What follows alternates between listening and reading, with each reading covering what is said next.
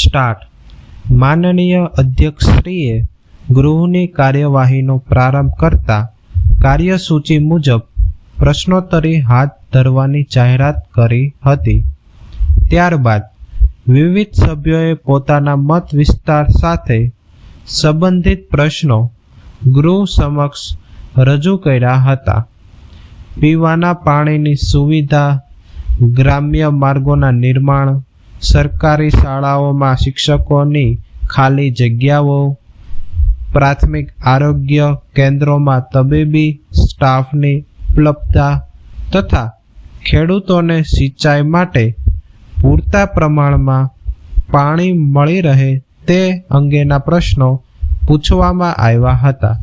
સંબંધિત મંત્રીએ દરેક પ્રશ્નના જવાબમાં જણાવ્યું હતું કે રાજ્ય સરકાર દ્વારા વિવિધ વિકાસલક્ષી યોજનાઓનું અસરકારક અમલીકરણ કરવામાં આવી રહ્યું છે અને નાણાકીય જોગવાઈ અનુસાર તબક્કાવાર કામગીરી પૂર્ણ કરવામાં આવશે.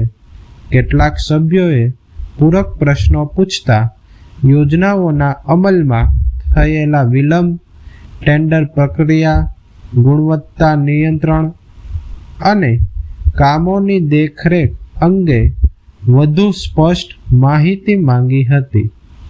મંત્રીએ જવાબ આપતા જણાવ્યું હતું કે દરેક વિભાગને સમય મર્યાદામાં કામગીરી પૂર્ણ કરવા માટે સૂચનાઓ આપવામાં આવી છે તથા નિયમિત સમીક્ષા બેઠક યોજીને પ્રગતિની દેખરેખ રાખવામાં આવે છે.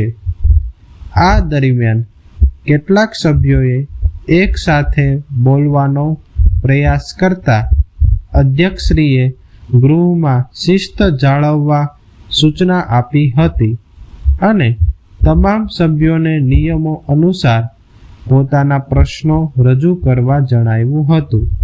ત્યારબાદ પ્રશ્નોત્તરી કાળ પૂર્ણ જાહેર કરીને અધ્યક્ષશ્રીએ આગળની કાર્યસૂચિ મુજબ સરકારી કામકાજ હાથ ધરવાની જાહેરાત કરી હતી.